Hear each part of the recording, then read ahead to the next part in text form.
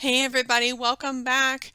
We're here to discuss secret number 4. We're in the home stretch of our 5 secrets to winning at wellness. So, secret number 4, we're discussing financial wellness. So, getting out of debt and securing your financial future.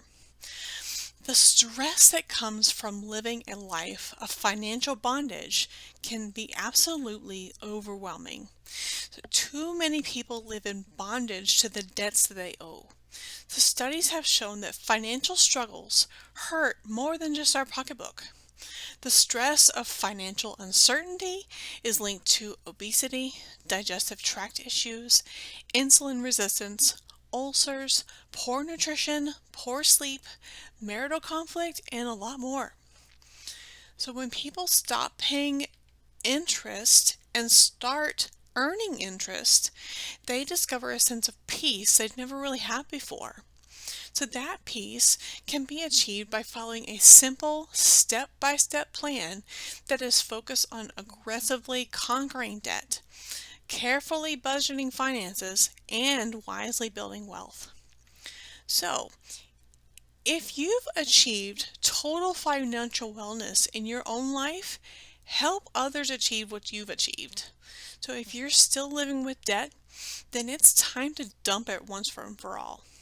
So let's start by following 7 simple principles that will help you achieve financial wellness. And you can try implementing some of them today. So first of all, start an emergency fund.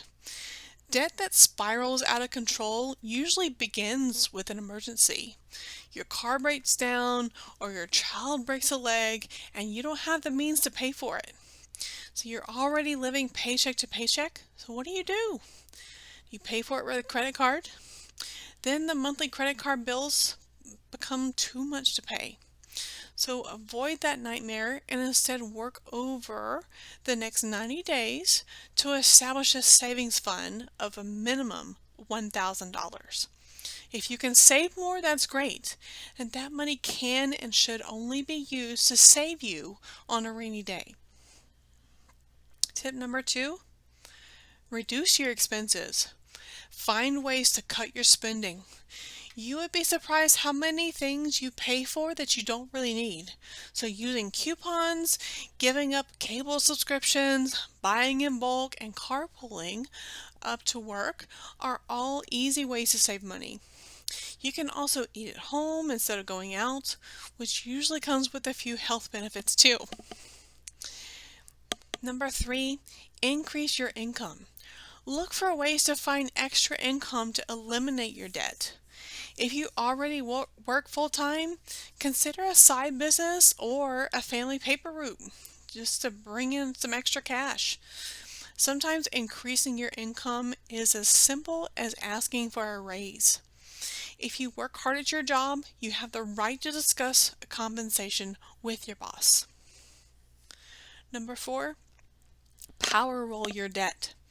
So when you're budgeting, compile a list of all your debts from the smallest to the largest. Make the minimum payments on all your debts except the smallest. Do everything you can to pay off that one off as fast as possible. So once you've paid off your smallest one, you can take the money you were paying toward it and then put it toward your next highest debt. Now, each time you pay off a debt, the amount of money you have to pay off in the next debt will continue to grow. Number 5, pay off your mortgage early. This is usually the last debt people have to pay off. So if this is your only debt, don't be fooled into paying the minimum monthly mortgage. Doing so over the course of a 30-year loan means you've paid an incredibly large amount toward interest. That's money that you've wasted.